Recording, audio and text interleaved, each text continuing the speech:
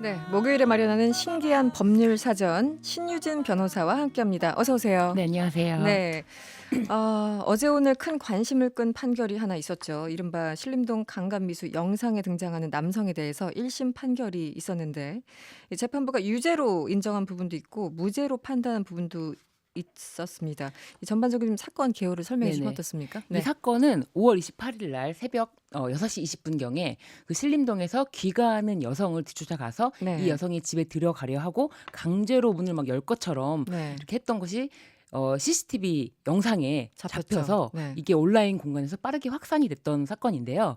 이때 경찰은 처음에는 주거 침입으로 체포를 했는데 네. 강간 미수 혐의까지 적용을 해서 검찰에 송치했고 검찰에서도 같은 혐의로 기소를 한 사건입니다. 그러니까 여성을 집까지 이제 쫓아갔다가 이 네. 여성이 간발의 차이로 문을 다행히 닫았어요. 네. 그런데 밖에서 서성이면서 그 번호까지 눌러서 문을 네. 열려고 했던 시도가 네, 있었던 그렇죠. 거죠. 네, 네. 그게 다 적나라하게 있었는데 먼저 1심 재판부가 유죄로 인정한 건 어떤 내용입니까? 네, 1심 재판부는 피고인이 주거 침입한 사실을 인정하고 있고 공동 현관을 통해서 내부에 있는 엘리베이터, 뭐 공용 계단 및 복도 등에 들어간 때 이미 주거 침입 기수에 이른 거기 때문에 네, 주거 침입 기수 이 부분은 유죄로 인정했고요. 네, 네, 무죄로 판단한 부분이 있는데요. 네, 이 무죄로 판단한 부분은 피고인에게 법률상 강간의 고의가 있었다라고 특정을 해서 처벌하기 어렵다라고 했는데 피고인이 강간을 할 목적으로 이런 행위를 했다 하더라도 피해자에게 폭행이나 협박을 개시했다고 보기가 어렵다 이렇게 해서 강간을 인정하지 않았는데요.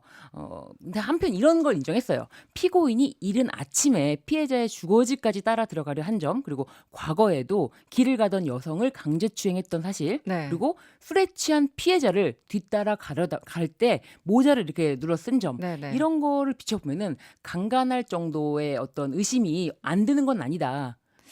라고. 안 드는 게 아니라 매우 강하게 드는 거 아닙니까? 제가 어저께 이 기사 보고 막 네, 흥분해가지고 네, 그렇다면은 모든 여성들한테는 이게 굉장히 불안한 거거든요. 밤거리에 그냥 길거리에서 누가 쫓아와도 불안한데 집까지 쫓아오고 앞에서 네. 문을 열려고 하면은 거의 뭐 이거는 이 정상적인 수준을 넘어서는 거잖아요. 그렇죠. 여성들에게는 공포스럽죠. 네네. 공포스럽고 이 사건에 그건 대해서. 남성들도 사실 공포스러울 거예요. 모르는 남자가 쫓아와서 자기 막 그 문 근데 앞에 한 10분 정도 저도 그러고 그래서 있으면 그런 네. 이런 얘기, 약간 이런 공포, 누군가 네네. 나를 뒤쫓아올 때라든지 뭐 이런 네. 거에 대한 공포, 막연한 공포를 느껴본 적이 있느냐라고 이제 뭐 동료들이나 이렇게 얘기를 음. 해보면 그 친구들은 그런 공포심은 잘 못 느끼더라고요. 네네. 없더라고요.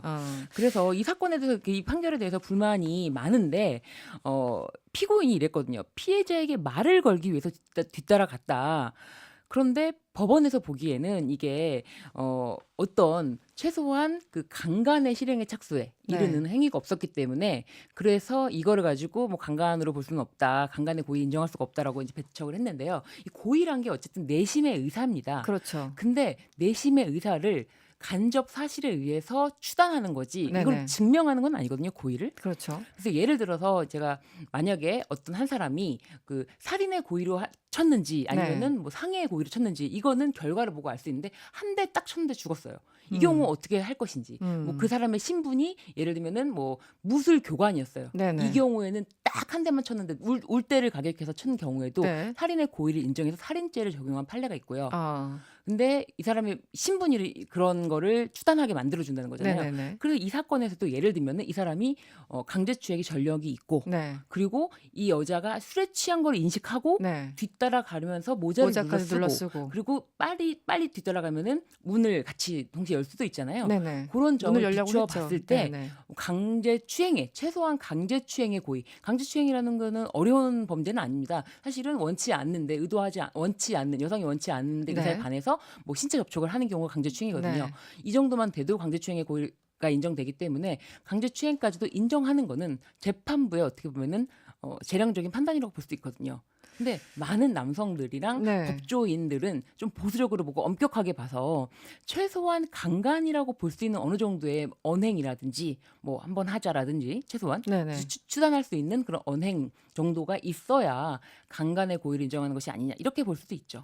그러니까 이제 네티즌들 저도 댓글들을 봤는데 실질적으로 여자가 강간을 당해야지만 그게 증명이 가능하다는 얘기냐. 그렇다면 굉장히 소위 아주 일부에 있을 그 잠재적 범죄자들에게 굉장히 안 좋은 시그널을 주는 거 아니냐. 이런 댓글들이 많아요. 네. 그렇기 때문에 이 판결에서는 사실 주거 침입 단독 범죄만으로 네. 실형이 나오는 굉장히 이례적인 판결을 한 거죠. 그래서 재판부에서도 이 점에 대해서 굉장히 엄중하게 봐야 된다라고 하면서 그 피해자의 주거 평온을 해함으로써 네. 그 성범죄의 불안이나 공포를 유발한 사실만으로도 네. 엄벌에 처할 수밖에 없다. 이렇게 얘기를 했어요. 글쎄요. 판사님들은 무슨 생각하시는지 모르겠는데 일반인들은 납득하기가 참 어려운 지점이 있습니다. 7849번님 누가 봐도 강간 목적이라 생각이 드는데 판결을 이해할 수 없어요. 이런 문자 주셨고요. 8698번님 남의 집에 청소해 주러 갔나요? 법이라는 게 예방도 해줘야지 결과만 놓고 판결하는 거는 우라통이 터집니다. 네, 이런 반응들 네. 굉장히 많았죠. 공감이 됩니다. 네, 앞으로 또 20 남았으니까 좀 더 네. 지켜보도록 하고요. 또 하나 관심 끈 판결, 사랑의 교회 관련 판결이에요.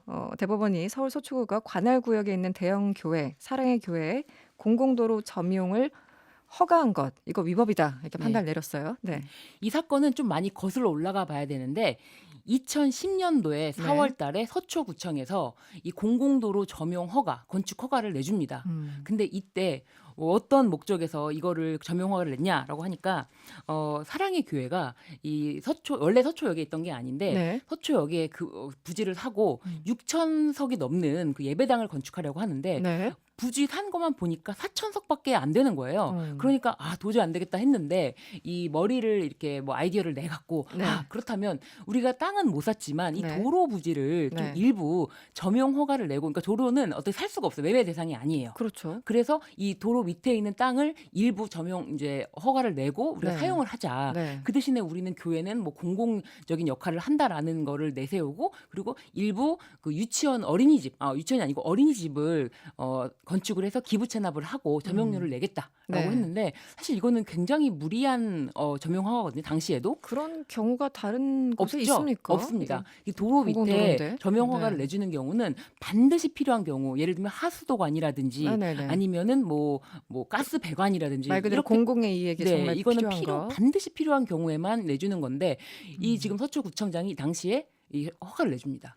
그러니까 소송 그 피고가 사랑의 네. 교회가 아니라 이제 서초구청장이고 네. 서초구청장이 패소를 한 거죠. 네네. 네. 그러니까 이 당시에 이 허가를 내준 거를 2010년도에, 2011년도에 구의원인과 주민들이 네. 주민 감사 청구를 합니다. 저는 주민 감사라는 거를 지방자치 제도를 배우면서 아. 이렇게 일정 주민의 연설을 통해서 네네. 뭐 시도에 감사 청구를 할 수 있다라는 걸 했지만 이 제도를 실질적으로 이용을 해서 294명이 연설을 해서 서울시에 아무래도 서초구에서 잘못 일을 한 것 같다라고 해서 이 주민감사 청구를 했는데 서울시가 2012년도에 네. 이거 잘못됐다. 서초구청 잘못했다라고 결정을 내려요. 아. 내렸는데 이거를 서초구청에서 뒤집지 않고 승복하지 시정을 안 않고 했죠. 네네. 그냥 그대로 둡니다. 그러니까 이거를 그대로 완공을 했고요. 이 주민들이 그 뒤로는 이 불복하는 경우에는 한 명이라도 네. 주민 소송을 낼 수가 있어요. 아. 그 주민 소송을 낸 사건이 이번 대법원 판결이 난 그렇습니까? 사건입니다. 그래서 그 주민이 원고는- 굉장한 역할을 했군요. 그렇죠. 네. 원고는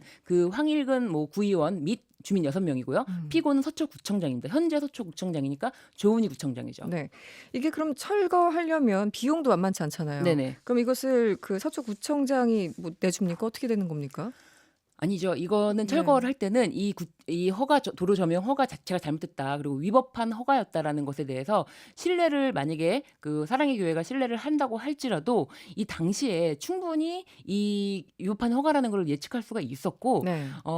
2012년도에도 서울시에서 이 서초구청의 도로 점용 허가가 위법하다라고 이제 감사까지 결정을 내렸기 때문에 네. 아마 사랑의 교회에서도 이제 뭐 지금 검토를 한다고 하는데 서초구청에 뭐 이 손해배상 청구를 할 수 있다라는 어떤 그런 메시지도 있어요. 그렇지만 이런 거는 위법한 네네. 점용 허가에 대해서 신뢰는 신뢰는 있을 수 없고 네. 그리고 위법한 점용 허가라는 것에 대해서 예측 가능성도 있기 때문에 손해배상 청구는 할 수 없을 거예요. 법률적으로. 아, 이게 위법이라는 걸 예측 가능했을 테니까. 그래서 지금 그냥 언뜻 보기에는 아니 당신들이 허가해 줘가지고 내가 건물 지었는데 이거 그럼 철거하려면 내가 돈 드는 거 아니냐? 네가 내 이렇게 될 수도 있는데 그게 네. 아니라는 거죠. 아닐 원상회복 가능성이 의무가 높다. 있고요. 예.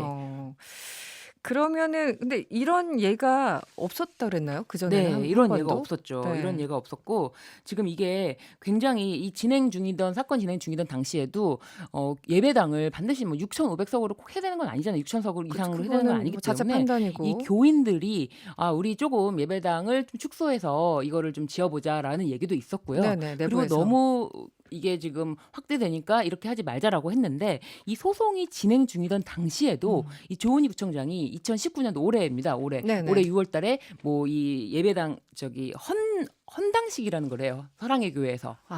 헌당식이라는 걸 하는데 맞아요. 기억나요. 서초구청장 이제 조은희 서초구청장이 네네네. 당시에 참석을 해서 맞아요.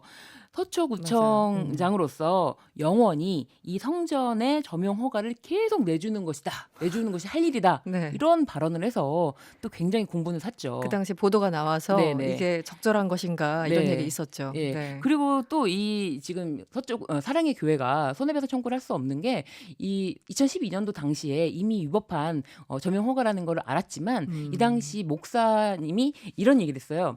뭐 100명, 200명 정도가 감사 청구를 해서 난리를 친다고 해도 네. 우리 사랑의 교회 성도가 네. 2만 명이다.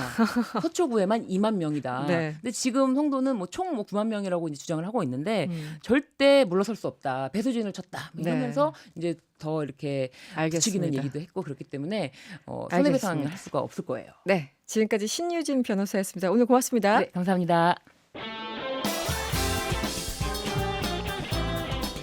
여러분의 퇴근길을 꽉 채워드립니다. 평일 저녁 6시 5분 이승원의 세계는 그리고 우리는